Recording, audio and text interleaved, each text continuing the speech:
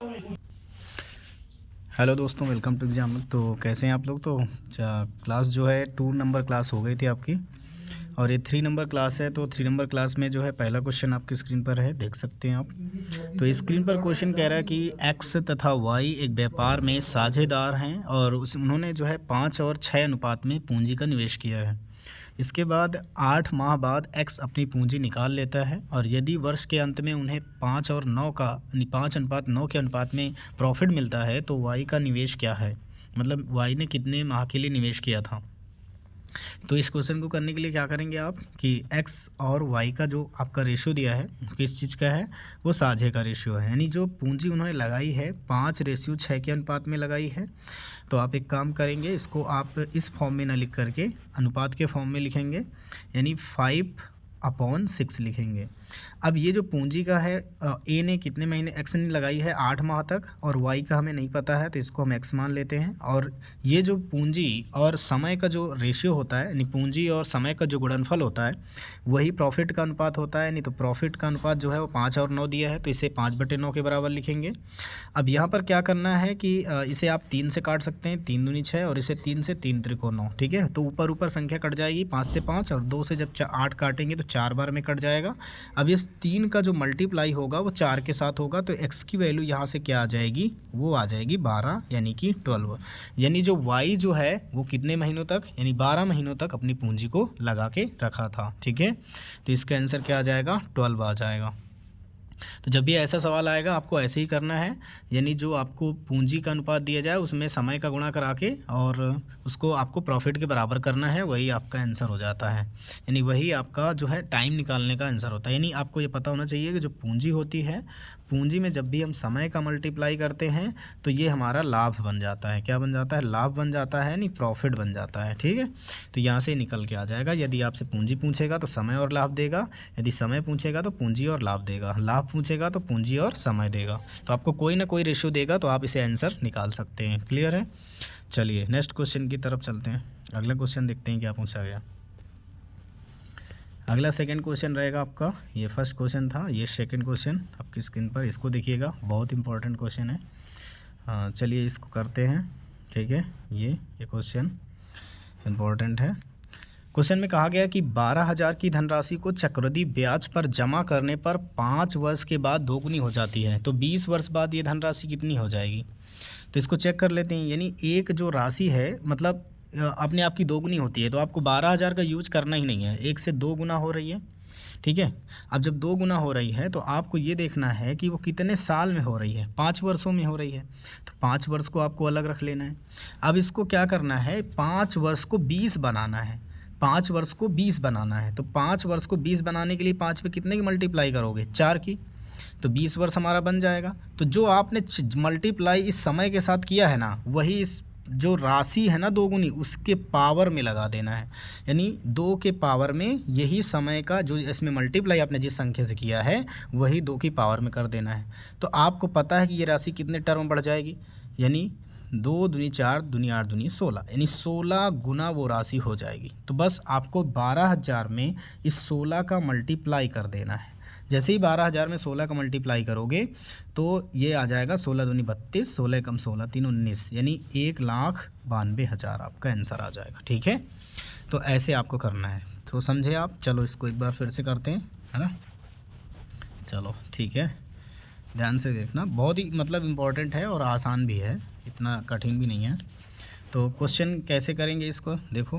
पहले अगर इसका मैं बेसिक आपको समझाने की कोशिश करूं, तो चलिए बेसिक मैं आपको समझाता हूं इसका, कि बेसिक क्या होगा इसका, ठीक है। इसका बेसिक क्या होगा, इसका बेसिक मैं समझाता हूं आपको, ठीक है। इसका बेसिक मैं इसको थोड़ा छोटा करता हूं और इसका बेसिक का मैं आपको समझाने की कोशिश कर रहा हूं। तो देखो, जब भी आपको पता है कि आपका जो अमाउंट होता है, वो अमाउंट का फार्मूला क्या होता है, प्रिंसिपल गुणे 1 + R/100 होता है, और इसकी पावर क्या होती है, T होती है। इसकी पावर क्या होती है, इसकी पावर T होती है है ना। तो अमाउंट कितना है, 12,000 पहले, है ना। मतलब राशि कितनी है, 12,000 है। राशि आपकी 12,000 है। जब राशि आपकी 12,000 है तो ये 2 गुना हो रही है, मतलब अमाउंट कितना हो गया हमारा, 24,000, और जो राशि है वो 12,000 है। तो प्रिंसिपल तो अमाउंट के नीचे आएगा, तो प्रिंसिपल नीचे रख दो। बराबर किसके 1 प्लस, और दर तो आपको नहीं पता, सेम ही रहेगी बटे, और लेकिन समय आपको पता है कितने साल में हो रहा है, 5 साल में हो रहा है ऐसा। तो जब ये 0 0 काटोगे तो 12 दूनी 24 यानी यहाँ 2 बचेगा, और यहाँ पर 1 प्लस r/100 की पावर 5 ही रहेगा। अब आपको क्या करना है, ये 5 को 20 बनाना है। तो जब 5 को 20 बनाओगे तो पावर में ही तो आप 4 का गुणा कर रहे हो, तो इसका मतलब है जो 2 की पावर तो इधर 1 है, तो आप भी इस पावर में 4 की दोनों तरफ गुणा करोगे तो 2 की पावर 4 टर्म बढ़ जाएगी ना 20 साल में। तो इसका मतलब 2 की पावर 4 का मतलब 16 गुना राशि हो जाएगी। तो राशि पहले कितनी थी 12,000, और अब इससे 16 गुना बढ़ जाएगी 20 वर्षों में, तो कितनी हो जाएगी 1,92,000। ठीक है, कर पाओगे? क्लियर? चलो ठीक है, स्क्रीनशॉट लेके आप खुद ही प्रयास कर सकते हैं, कुछ ट्राई कर सकते हैं। नेक्स्ट क्वेश्चन देखते हैं।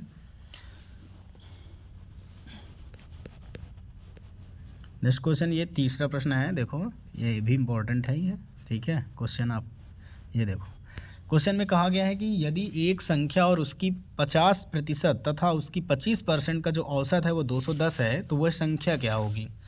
तो ये आसानी है, कर लेंगे आप। कैसे करेंगे भाई, अगर कोई संख्या है उसका 50%, मान लो संख्या x है, अगर इसका हम 50% की बात करें तो क्या हो जाएगा, x/2 हो जाएगा। इसी प्रकार अगर इस संख्या का 25% की बात करें, है ना, तो 25% कितना हो जाएगा, 1/4 हो जाएगा। ठीक है, यानी x/4 हो जाएगा। अब कह रहा है यदि एक संख्या और उसका, अब संख्या भी तो आपको इसमें जोड़नी है, यानी संख्या आपने x मानी है तो x भी जोड़ना है। अब यहाँ अगर दोनों का एलसीएम लेते हैं तो एलसीएम हमारे पास कितना आता है, 4 आएगा, और 2 दूनी 4 यानी 2x आ जाएगा। प्लस में यहाँ पर कितना आएगा, 4 से भाग करेंगे तो x आएगा, और यहाँ पर 4, जब इसमें हम 4 का गुणा करेंगे तो यहाँ पर 4x आ जाएगा। तो 4 2 6 7, यानी ये टोटल कितना आ जाएगा, 7x/4 आ जाएगा। अब आपको करना क्या है, औसत निकालना। तो औसत निकालने के लिए 3 संख्याएं, तो 3 का भाग भी करना पड़ेगा। तो हमारे पास औसत क्या प्राप्त हो जाएगा, 7x/12, जो कि किसके बराबर दिया है, 210 के बराबर दिया है। अब अगर इस 7 से इसको डिवाइड करते हैं तो 7 त्रिक 21 यानी 30 आएगा। अब 12 का इसमें गुणा हो जाएगा तो x की वैल्यू 12 36 यानी 360 इस प्रश्न का सही जवाब हो जाएगा।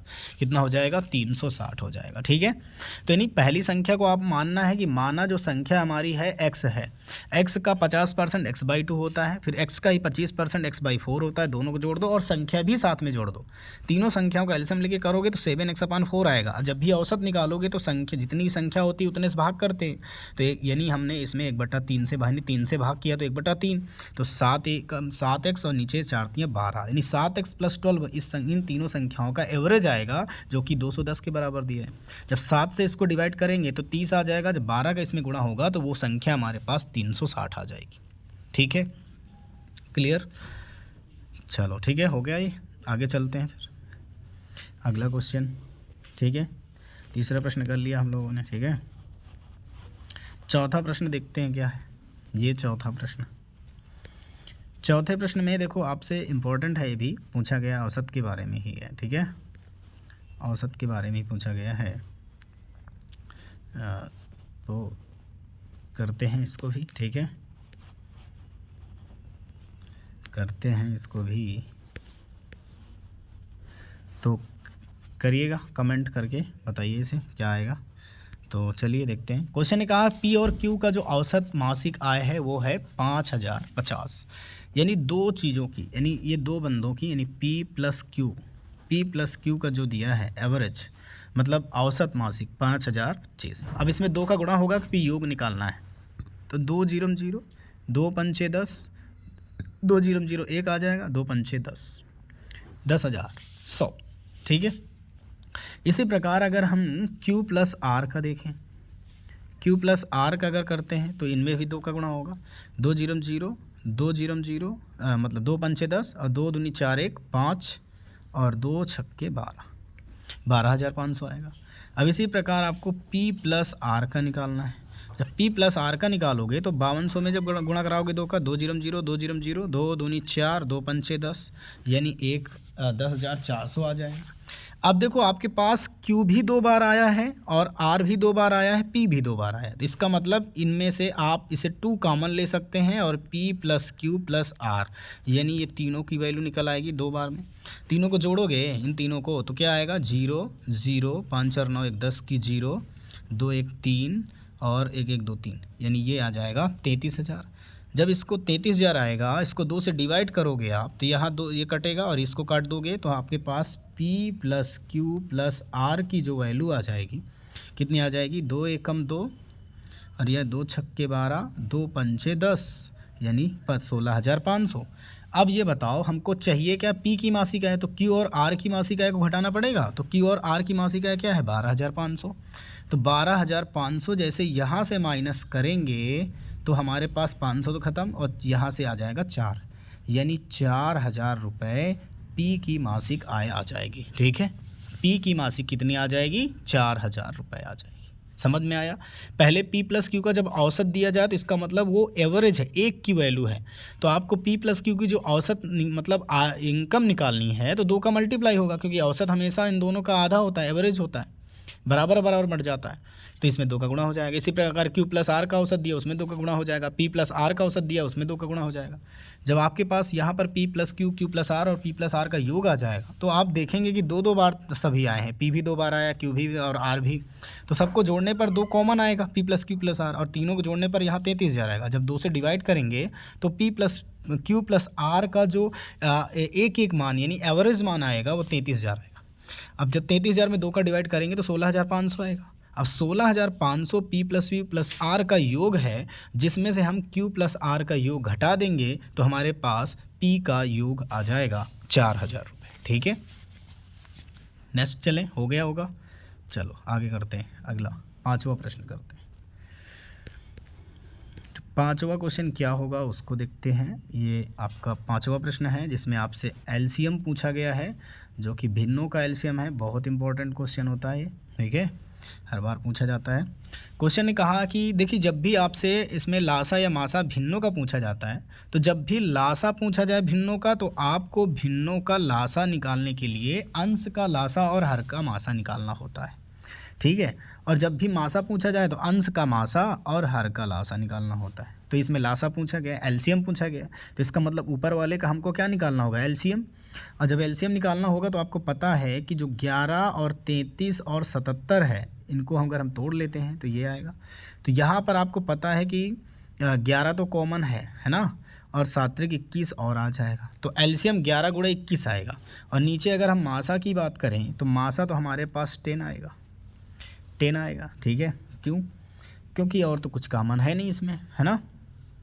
तो इसमें गुणा करा देते हैं। तो 11 एकम 11 की 1 और 11 दूनी 22 और 1 23, यानी 231/10 इस प्रश्न का क्या हो जाएगा, सही जवाब हो जाएगा। 231/10 इस प्रश्न का क्या हो जाएगा, सही जवाब हो जाएगा। ठीक है, चलो अगले सवाल की ओर चलते हैं। तो जब भी लासा पूछा जाए तो आपको अंश का लासा निकालना है, हर का मासा, और मासा पूछा जाए, जो पूछा जाए अंश का वही चीज़ निकालना है, नीचे उसका उल्टा अपोजिट हो जाएगा। ठीक है, चलो नेक्स्ट अगला 6वां प्रश्न देखते हैं। तो 5 प्रश्न अभी तक हम लोग कर लिए और ये 6वां प्रश्न होगा। ठीक है, ये 6वां प्रश्न है आपका और इम्पोर्टेंट ये भी रहेगा। ठीक है भाई, चलो इंग्लिश वाले हो तो इंग्लिश में भी मैं दिखा देता हूँ आपको। चलो इंग्लिश में भी लगा देता हूँ, इंग्लिश हिंदी दोनों में लगा। ठीक है, चलो देखो क्वेश्चन क्या है। क्वेश्चन है कि 5 साल पहले रेनू की माँ की आयु रेनू की आयु से 3 गुनी थी। तो भाई 5 साल पहले की बात कर रहा है, वर्तमान की स्थिति की बात वो नहीं कर रहा है। अब 5 साल बाद की बात कर रहा है तो वर्तमान तो कहीं यहाँ बीच में आएगा। तो 5 साल पहले अगर हम जाएँ, 5 साल पहले अगर हम जाएँ तो हमें जो रेशियो दिया है रेनू और उसकी माँ का, रेनू और रेनू की मदर, रेशियो दिया है 5 साल पहले का कि भाई जो रेनू की आयु से 3 गुनी थी उसकी माँ। ठीक है, 5 साल पहले। अब 5 साल बाद यानी 5 साल अगर प्लस करते हैं तो आज का रेशियो होगा, वो 5 साल बाद का जो रेशियो होगा रेनू, तो 5 साल बाद वो रेनू से 2 गुना हो जाती है, मतलब रेनू से 2 गुना उसकी माँ हो जाती है। तो आपका यहाँ से उसने 10 साल बिताए हैं, 5 साल पहले और 5 साल बाद। तो आपको ये पता होना चाहिए कि डिफरेंट तो बराबर होना चाहिए। तो डिफरेंट यहाँ 1 का, यहाँ 0 का है। अगर यहाँ से यहाँ तक देखें 5 साल पहले और 5 साल के बाद तक का रेशियो में जो अंतर है मदर में वो 1 का है, लेकिन रेनू के में 0 आ रहा है। तो इस अंतर को बराबर करने के लिए इन रेशियो का डिफरेंट निकालते हैं। तो इन रेशियो में 1 अंतर है, और अगर इन रेशियो की बात करें तो इन रेशियो में 2 का अंतर है। तो जो इन रेशियो का अंतर आया है उसको सेकंड वाले रेशियो में गुणा कर देते हैं, और जो सेकंड वाले रेशियो का जो बीच में अंतर आया है उसको पहले वाले में गुणा कर देते हैं। ठीक है, तो करते हैं। तो इसको थोड़ा सा छोटा करना पड़ेगा, तो 1 मिनट रुकिएगा आप, और इसको छोटा करते हैं। ठीक है,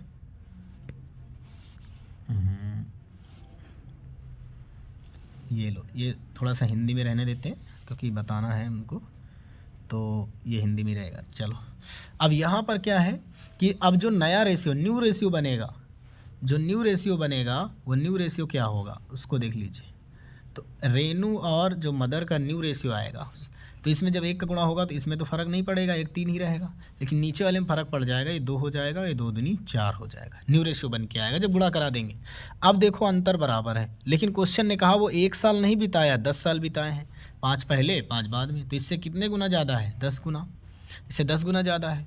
तो इसी प्रकार जो रेनू की आयु है इससे 10 गुना ज़्यादा रही होगी, तो 10 वर्ष रही होगी, और ये 10 गुना मदर ज़्यादा रही होगी, 30 वर्ष रही होगी। और ये कब का है? ये 5 साल पहले का रेशियो है।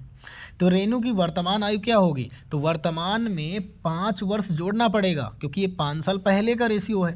तो जब 5 साल इसमें जोड़ेंगे, 5 हम प्लस करेंगे, तो हमारे पास रेनू की जो वर्तमान आयु आ जाएगी वो 15 वर्ष आ जाएगी। ठीक है, कितनी आ जाएगी? 15 वर्ष। तो एक बार इसे फिर से समझेंगे क्योंकि इंपॉर्टेंट प्रश्न है, और ऐसा प्रश्न आपकी एग्जाम में 100% एक प्रश्न पूछा जाएगा।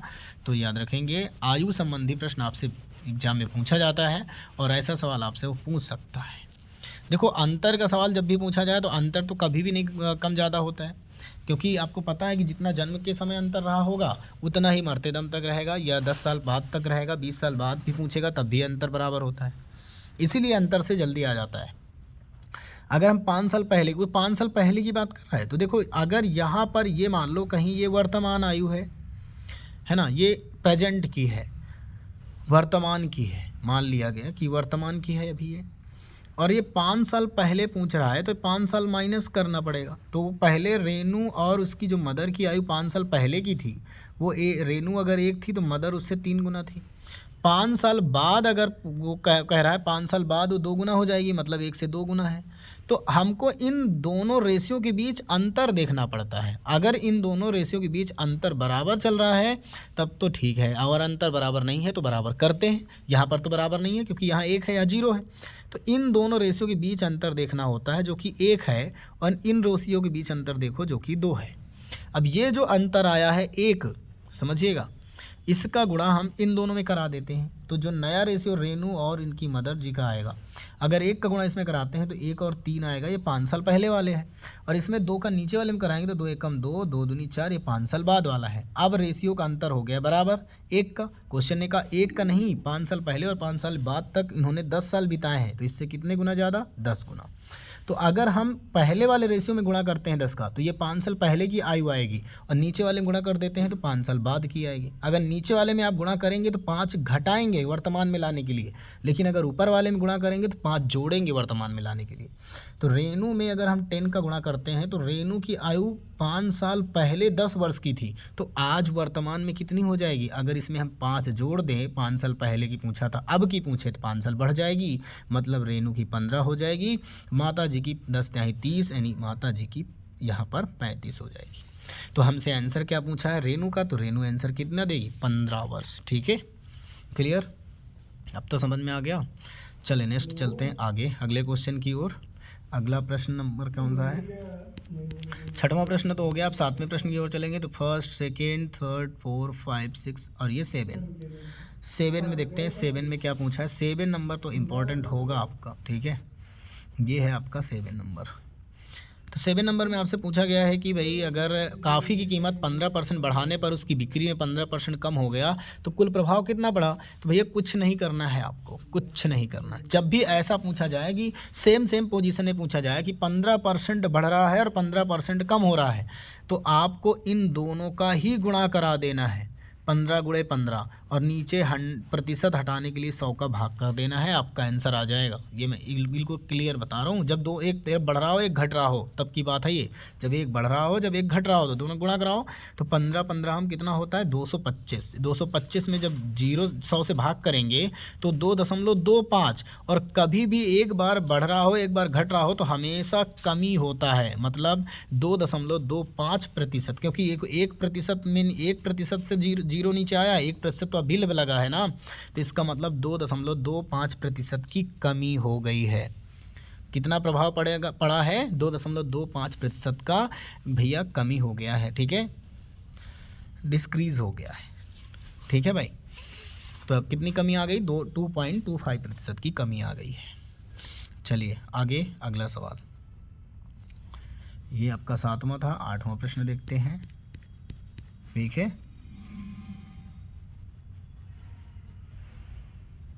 8वां प्रश्न ये है आपकी स्क्रीन पर, इसको बताइएगा, इम्पोर्टेंट है ये भी, ठीक है भाई। तो क्वेश्चन ने क्या कहा है कि एक वस्तु का बिक्री मूल्य उसकी लागत का 80% है, उसकी लागत का 80% है, समझिएगा। तो अगर हम यहाँ पर मान लें कि हमारा जो लागत मूल्य है वो 100 है और अगर इसका जो SP है वो लागत मूल्य का 80% मतलब 80 रुपये है, तो पहले आपका CP 100 था और SP कितना है 80। तो अगर यहाँ देखें तो हानि कितने की हो रही है 20 रुपये की। अब उसने कहा यदि लागत मूल्य को 12% और तथा बिक्री मूल्य को 25% बढ़ा दिया जाए। अब लागत मूल्य को समझिएगा, उसने लागत मूल्य की बात की है। यदि एक वस्तु की बिक्री मूल्य उसकी लागत मूल्य का 80% है, लागत मूल्य का 80% है। अब उसने कहा लागत मूल्य को यदि 12% और बिक्री मूल्य को 25% बढ़ाया जाता, तो लागत मूल्य को अगर 12% बढ़ाएंगे तो 112 हो जाएगा, पहले 100 था। अब अगर हम बिक्री मूल्य को बढ़ाएंगे यानी 80% जो दिया गया है उसको अगर हम 25% बढ़ाते हैं तो 125 का गुणा करो बटे 100 करो, 25 पंच 125 और 25 चौको 100, 4 दूनी 8, 20 पंच 100, यानी जो अब बिक्री मूल्य हो जाएगा 25% बढ़ने के बाद वो 100 हो जाएगा, समझे। मतलब 80 का आपको 125 निकालना है, जोड़ना नहीं पड़ेगा, नहीं तो 80 का 25% निकालोगे तो फिर 80 में ऐड करना पड़ेगा। तो वैसे भी 80 का 25% कितना होगा, है ना, कर लो। देखो अगर 80 का 25% निकालोगे तो यहाँ पर 25% और यहाँ पर नीचे 0, तो 25 चौको 100 और 4 दूनी 8, 20 रुपये ही तो होगा, चाहे ऐसे निकाल लो। और जब 20 रुपये आप बढ़ाओगे सेलिंग प्राइस को तो 100 हो जाएगा। तो इससे अच्छा है कि डायरेक्ट आप 125% निकाल दो, जिससे आपको थोड़ा सा टाइम बच जाएगा आपका, है ना। तो 25% जब हमने इसको बढ़ाया बिक्री मूल्य को तो वो 100 हो गया, ठीक है। अब यहाँ पर देखो कि उसने कहा तो पहले की हानि के संबंध में अब हानि कितनी वृद्धि या कमी हो जाएगी। तो देखो पहले 20 की हानि हो रही थी, अब जो है देखा जाए तो केवल 12 की हानि बची है। क्यों? क्योंकि 112 की खरीद रहे हैं, 100 की बेच रहे हैं। पहले 100 की खरीद रहे थे, 80 की बेच रहे थे। अब पहले हमें 20 रुपये की हानि हो रही थी, अब हमें 12 रुपये की हानि हो रही है, यानी 8 रुपये का क्या हुआ है, कमी आई है ना हानि पे, यानी 8 रुपये हमने अपनी हानि की भरपाई की है। अब किससे की है, 20 से की है। परसेंटेज के लिए 100, 20 पन 100 और 5 40, मतलब 40% की वृद्धि हो गई है, ठीक है। मतलब हानि में वृद्धि हो गई है, मतलब सॉरी वृद्धि नहीं, कमी आएगी अब की बार ना, हानि में कमी आई है 40% की। क्यों? क्योंकि 20% पहले ज़्यादा हानि थी ना, अब थोड़ी सी कम हो रही है तो कमी आई है, यानी हानि में कमी आई है कितनी 40% की, ठीक है। तो इसको कमी बोलेंगे क्योंकि घट रहा है हानि, ठीक है, वृद्धि नहीं बोलेंगे वरना गलत हो जाएगा। चलो आगे चलते हैं अगले क्वेश्चन में। ये हो गया ना सॉलिड, समझ में आ गया, कोई दिक्कत नहीं। चलो आगे चलते हैं, ये आपका हो गया सवाल। अगले सवाल देखते हैं, ठीक है। ये 9वां सवाल है, ये 9 नंबर सवाल है जो कि इम्पोर्टेंट है। अब इसमें भले ही 11वां दिया है, कोई दिक्कत नहीं है, आप करो। प्रश्न क्या है कि सलीम ने 50,000 रुपये 12% वार्षिक ब्याज की दर पर उधार लिए हैं। इसके एवज में उसने 3 वर्ष बाद 40,000 रुपये नगद एवं एक मोटरसाइकिल दी है, ठीक है। तो मोटरसाइकिल की कीमत बताएं। देखो सबसे पहले तो आपको ये किसमें करना क्या है कि 50,000 का 12%, 50,000 उसने लिया है तो 12% की दर से 3 वर्ष का आपको क्या निकालना है, ब्याज निकालना है। कितना होगा, नीचे 100 कर दो, 0 से 0 कट जाएगा, 12 तियाँ 36, 36 गुणे 500, 5 का गुणा कराओ, 5 छक्का 30, 5 तियाँ 15, 3 18, ठीक है। तो यहाँ 2 0, यानी आपका कितना 18,000 रुपये, 18,000 रुपये ब्याज लगेगा। तो 50,000 तो उसने मूल राशि ली थी और आप इसके बाद 18,000 रुपये ब्याज भी लगा दिया, तो कितना हो जाएगा 68,000। अब यहाँ पर 68,000 रुपये, 68,000 रुपये टोटल उसको अदा करने थे, क्योंकि अब 50,000 तो उसको देना ही देना है और 18,000 ब्याज भी देना है 3 साल का। लेकिन उसने दिया कितना है 68,000 में से, ये देख लो 68,000 में उसने केवल 40,000 रुपये अदा किए हैं। तो अगर 40,000 रुपये उसने अदा किए हैं तो ये मान लीजिए कि अभी उसको देना कितना है, ठीक है, देना कितना है। तो भैया अगर उसको 40,000 उसने अदा कर दिए हैं 68,000 में से, तो उसको देना कितना बचा, तो उसको देना बचा 28,000 रुपये, यानी 28,000 रुपये उसको क्या करना है, चुकता कर देना है। यानी जो मोटरसाइकिल का कीमत थी उसने 28,000 के बदले में अपनी मोटरसाइकिल को दे दिया, यानी तो मोटरसाइकिल की कीमत कितनी आ जाएगी 28,000, यानी 28,000 रुपये। क्लियर, समझ में आ गया ना। पहले आपको क्या करना है, 50,000 का 12%, 3 साल के लिए 12% की दर से ब्याज देखना है कितना हुआ। जो ब्याज हुआ है ना उसको उसमें ऐड करो, तो 68,000 रुपये टोटल उसको देने थे, लेकिन उसने दिया कितना है 40,000। तो अब मोटर 40,000 के बदले उसके पास पैसे नहीं थे, वो सोच रहा था कि हम हमारी मोटरसाइकिल ले लीजिए, आपका पैसा भी अदा हो जाएगा। तो मोटरसाइकिल की कीमत कितने की लगी 28,000 की, क्योंकि 40,000 तो उसने पैसे ही दिए थे ना। तो अब 28,000 रुपये की मोटरसाइकिल हो गई, उस कर्जा क्या हो गया, चुकता हो गया। ठीक है, कर पाएंगे, ओके। चलो आगे अगले प्रश्न की तरफ, यहाँ तक कर लिया हम लोगों ने, ठीक है। तो फर्स्ट हो गया, सेकंड, थर्ड, 4, 5, 6, 7, 8, 9, 10 नंबर देखते हैं। ये आपसे पूछेगा ये भी, ठीक है। इसको देखो कैसे करते हैं, क्योंकि ये इंपॉर्टेंट है, रेशियो का क्वेश्चन है। इसमें ए और बी का जो रेशियो है वो 2/9 और 1:3 दिया है। तो भैया ए और बी का जो रेशियो है ना उसको सीधे सीधे लिख लो आप। कैसे, हाँ मैं एक काम करता हूँ, इसको ऐसे ही करता हूँ, तुमको एक तरीका बताता हूँ मैं इसका करने का, बहुत ही बेस्ट तरीका रहेगा वो। चलो देखते हैं, ठीक है, कैसे करना है। पहले आपको लिख देना है A/B/C/D। ये क्यों लिखा मैंने, क्योंकि ABCD पूछा है। अब देखो यहाँ से अगर हम इसको काटें तो 3 त्रिकोण 9 हो जाएगा। अब 3 का इधर गुणा होगा तो AB का अनुपात 2:3 आ जाएगा। अगर इसको काटोगे तो 7 दूनी 14, अब 2 का इसमें गुणा हो जाएगा तो 2 दूनी 4, यानी BC आ जाएगा 4:5। ठीक है, क्यों, क्योंकि 7 दूनी 14, 2 दूनी 4। अब ये CD दिया है, इसको हमको बनाना है, मतलब DC दिया, बनाना CD है। तो पहले आप तो देख लो कि 7/10 ये है, अनुपात में 3/5 है। तो 5 से काटोगे तो 5 दूनी 6, 2 तिहाई 6, यानी DC आ जाएगा आपका, D और C का अनुपात आ जाएगा 7 और 6, लेकिन हमको CD लिखना है। तो C जो दिया है वो कितना दिया है, वो दिया है हमको 6, और जो हमें D दिया है वो दिया है 7, ऐसे लिख देना है। अब इधर देखो, जो यहाँ खाली बॉक्स दिख रहा है ना, यहाँ C और D की जगह पर ये वाली संख्या जो 3 है, आगे आगे बढ़ा दो पूरे में। इसी प्रकार ये 5 इधर खाली दिख रहा है, यहाँ 5 भर दो। यहाँ 4 खाली दिख रहा है, 4 भर दो। यहाँ 6 खाली दिख रहे हैं तो 6 भर दो। ऐसे वाला रूल आपने लगाया होगा, भर दिया मैंने पूरा। अब क्या करना है, इनका दोनों सबका आपस में मल्टीप्लाई करा देना है, बस आंसर आ जाएगा। 2 दूनी 4 और 4 छंग 24, ये लो, ये 24 आ गया। 3 चौको 12 छंग 72, रुक जाओ 24 नहीं आएगा, कुछ गड़बड़ हो रहा है, रुक जाइए। यहाँ पर ये 4 दूनी 8, 8 छंग 48 आएगा, ठीक है। तो ये 48 हो गया ए के स्थान पर। 2 4 तियाँ 12, 12 छंग 72 हो गया बी के स्थान पर। 6 पंचे 30, 30 तियाँ 90, 90 हो गया सी के स्थान पर। 3 पचे 15, 15 सत्ते 105 हो गया डी के स्थान पर। अब इसे काट दीजिए, किससे कटेगा, इसे काट दीजिए आप 4 से। 4 एकम 4, 4 से तो नहीं कट रहा है ना, किससे कटेगा, 3 से कट जाएगा आराम से।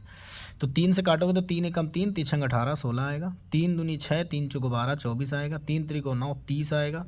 3 त्रिको 9, 3 पच्चे 15, 35 आएगा। तो ABCD का जो रेशियो आ जाएगा 16, 24, 30 और 35, यानी आंसर होगा 16:24:35:30:35 ABCD का रेशियो। ठीक है, समझ में आना कैसे करेंगे। पहले आपको AB का रेशियो निकाल, ABCD लिख देना। AB का रेशियो AB के नीचे लिख दो, BC का रेशियो BC के नीचे लिख दो, CD का रेशियो CD के नीचे लिख दो। जो आगे B से खाली हो वहाँ पर जो B का मान हो सभी जगह बढ़ा दो, और जो यहाँ B के आगे से खाली हो उनको बढ़ा दो, यानी सबको बढ़ा दो, आपका आंसर आ जाएगा, कोई दिक्कत नहीं आएगी। ठीक है, ऐसे सवाल को आप ऐसे ही ट्रीटमेंट करेंगे, आसानी से हो जाएगा। ठीक है, चलो ठीक है, अगला सवाल कर लेना इसे। चलो हम नेक्स्ट सवाल की ओर चलते हैं। अगला सवाल क्या रहेगा उसको देख लेते हैं। हम लोगों ने ऑलरेडी 9-10 क्वेश्चन कर लिए।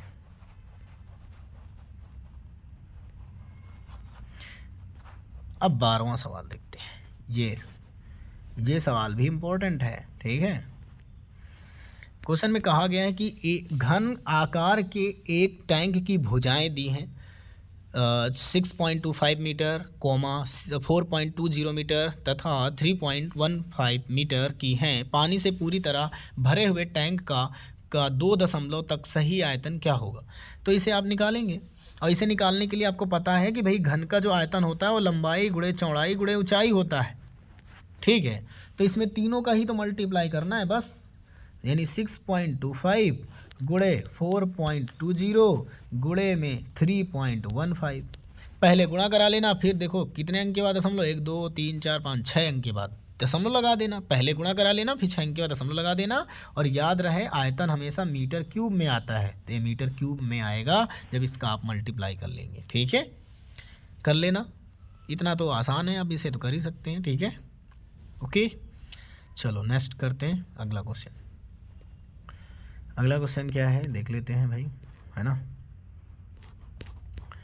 तो 1 2 3 4 5 6 7 8 9 10 13 करते हैं। ये क्वेश्चन देखो आपका ये औसत चाल का है, जो कि क्वेश्चन आपसे कभी ना कभी पूछा गया होगा। क्वेश्चन ने कहा ए का स्थान मतलब व्यक्ति जो है ए स्थान से बी स्थान तक 40 किलोमीटर प्रति घंटा की गति से यात्रा करता है। तो भैया ए की तो यात्रा उसने बताई है। आगे कहा है कि एवं अपनी गति से वो 50% बढ़ाकर वापस लौटता है। तो अगर 40 का 50% निकालें तो 20 होगा। 40 का 50% क्या होगा, 20 ही तो होगा, आधा ही होगा इसका। तो इसका मतलब है जो जब वो वापस आता है वो बी बिंदु से ए बिंदु तक, तो इसका मतलब है बी बिंदु से जब ए बिंदु तक वापस आएगा तो 50% बढ़ाएगा, मतलब 60 की चाल से वापस आएगा। तो औसत चाल का एक फार्मूला होता है 2 गुणे एक्स गुणे वाई बटे में एक्स प्लस वाई। तो एक्स जहाँ प्रारंभिक चाल है, वाई आपकी दूसरी चाल है। तो कर लेते हैं बस, कोई दिक्कत नहीं है। अब इसमें जैसे ही आप इसको सॉल्व करोगे ना, तो देखो 2 गुणे 40 गुणे 60 ये आ जाएगा। इसके बाद बटे में आपका दोनों का जोड़ यानी 100 आ जाएगा। 0 से 0 सब कट जाएंगे, 4 दूनी 8 और 8 छंग 48। 48 किलोमीटर प्रति हावर्स इसकी औसत चाल हो जाएगी। कितनी हो जाएगी? 48 किलोमीटर प्रति हावर इसकी औसत चाल हो जाएगी। ठीक है, स्क्रीनशॉट ले लो, बहुत ही इंपॉर्टेंट क्वेश्चन था जो कि हो गया, और ऐसा सवाल आपके एग्जाम में पूछने को देखने को मिल सकता है। ठीक है, चलो नेक्स्ट देखते हैं अगला सवाल। अगला सवाल देखते हैं भाई, है ना। तो देखो आपका पहला हो गया, दूसरा, तीसरा, चौथा, पाँचवा, छठवां, सातवां, आठवां, नौवां, 10वां, 11वां। अब यहाँ पर ये सवाल देखते हैं अगला, नाव और धारा से पूछा गया सवाल है, ये भी इम्पोर्टेंट है। चलो बताइएगा। क्वेश्चन में कहा एक आदमी स्थिर पानी में 24 किलोमीटर प्रति घंटे से नौका चला सकता है। उसे नदी से नीचे की ओर नाव चलाने की अपेक्षा ऊपर की ओर नाव चलाने में 3 गुना समय लगता है। प्रवाह की दर ज्ञात कीजिए। अच्छा है, ठीक है। तो देखो भाई टाइम कितना लग रहा है, जब वो नदी के नीचे की ओर जाता तो नदी क्या है, उसको सपोर्ट कर रही है, तो स्ट्रीम की चाल उसको सपोर्ट कर रही है, तो ये दोनों चालें आपस में जुड़ी होंगी। तो समय उसको कितना लग रहा है, समय 1 लग रहा है। लेकिन अगर वो अपोजिट डायरेक्शन में जाता है तो वही वहाँ 3 गुना समय ले रहा है। तो भैया जब इन दोनों का उल्टा करेंगे तो ये चाल का रेशियो बन जाएगा। अगर इन दोनों को जोड़ के आधा करते हैं तो हमें स्ट्रीम की चाल पता चल, नाव की चाल पता, मतलब स्ट्रीम की चाल पता चल जाएगी। तो 4 का जब आधा करेंगे तो 4 का आधा कितना होता है 2, तो 2 किसकी वह एवरेज चाल है, धारा की।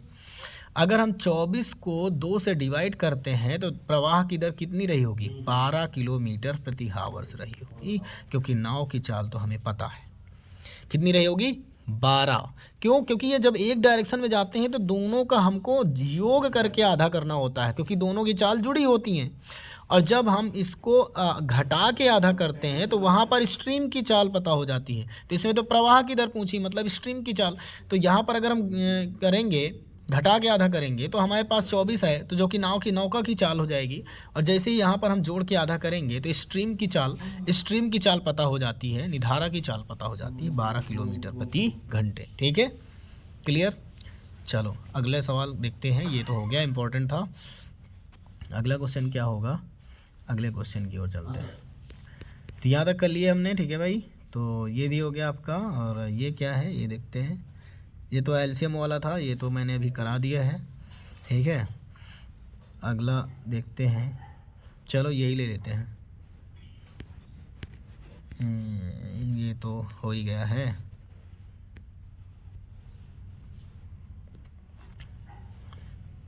कोई और देखते हैं। ये, हाँ ये करिए, ठीक है। क्वेश्चन में 15 सेंटीमीटर की ऊंचाई और 16 सेंटीमीटर आधार व्यास वाले लंबवृत्तीय शंकु का पृष्ठीय क्षेत्रफल ज्ञात करना है। तो आपको पता है कि 16 सेंटीमीटर आधार व्यास है, मतलब रेडियस कितनी हो जाएगी 8, और ऊंचाई आपको दिया है 15, और शंकु का लंबवृत्तीय शंकु का पृष्ठीय क्षेत्रफल निकालना है। तो अगर शंकु का पृष्ठीय क्षेत्रफल चाहिए तो पाई आर एल निकालना होता है। और जब पाई आर एल, तो एल की वैल्यू कैसे निकलती है, एल का सूत्र जो होता है निकालने का वो अंडर रूट होता है एच स्क्वायर प्लस में आर स्क्वायर, ये होता है। तो एच का स्क्वायर करेंगे तो 15 15 हम 225 होता है, और 8 का स्क्वायर करेंगे तो 64 होता है। जब दोनों को जोड़ेंगे तो 289 आएगा, और 289 किसका स्क्वायर होता है 17 का, मतलब एल की वैल्यू तो 17 आ गई, क्योंकि स्क्वायर से रूट बाहर आएगा ना। तो इसका मतलब एल की वैल्यू निकल के आ गई 217। और एल की वैल्यू निकालते कैसे हैं, एल स्क्वायर बराबर under root H square plus R square. यहाँ सूत्र लिख लेते हैं, एल बराबर under root R square plus में एच स्क्वायर से जब आप निकालेंगे तो एल की वैल्यू हमारे पास 17 आ जाएगी, 17 आ जाएगी। अब हमको पाई आर एल चाहिए, तो पाई आर एल, पाई का मान मत रखिएगा क्योंकि आंसर कभी कभी पाई में आता है, अगर रखना हो तो 22/7 रख दीजिएगा। तो आर की वैल्यू हमारे पास कितनी है 8 है, एल की वैल्यू हमारे पास 17 है, और पाई की वैल्यू हमको रखना ही नहीं है। तो यहाँ पर जब हम गुणा करेंगे तो 17 अट्ठे कितना होता है, देखो यहाँ पर 8 सत्ते 56 की 6, और 8 एकम 8 5 13, 136 पाई वर्ग सेंटीमीटर, यानी सेंटीमीटर स्क्वायर आपका आंसर आ जाएगा। पृष्ठीय क्षेत्रफल 136 पाई सेंटीमीटर स्क्वायर इस प्रश्न का सही जवाब हो जाएगा। ठीक है भाई, तो इसको स्क्रीनशॉट ले लो, बहुत इंपॉर्टेंट है। एल निकालने का फॉर्मूला है, और ये पृष्ठीय क्षेत्रफल निकालने का। जब भी शंकु का आयतन पूछा जाए तो आयतन होता है 1/3 पाई आर स्क्वायर एच, ये शंकु के आयतन का होता है। ठीक है, शंकु का संपूर्ण पृष्ठ होता है पाई आर ब्रैकेट में एच प्लस आर। तो मैं सभी सूत्र आपको बता देता हूँ जल्दी से, इसका स्क्रीनशॉट ले लिया। चलो अब मैं सभी सूत्र आपको बता देता हूँ, इसको थोड़ा सा मिटा देता हूँ और सारे सूत्र आपको बता देता हूँ। इससे रिलेटेड आपसे कोई भी प्रश्न पूछे तो आप जल्दी से इसको कर पाएंगे, क्योंकि अगर आपको फॉर्मूला ही नहीं पता होगा तो फिर आप कुछ नहीं कर पाएंगे। ठीक है, तो मैं यहाँ पर इसको हटाता हूँ और इसको थोड़ा सा हटाता हूँ। ठीक है, अब मैं तुमको यहाँ पर सूत्र लिख के बता देता हूँ। ठीक है भाई, तो एक बार रुकिएगा,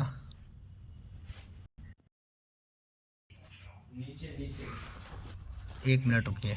ठीक है, देखो मैं यहाँ पर आपको बताता हूँ कि शंकु,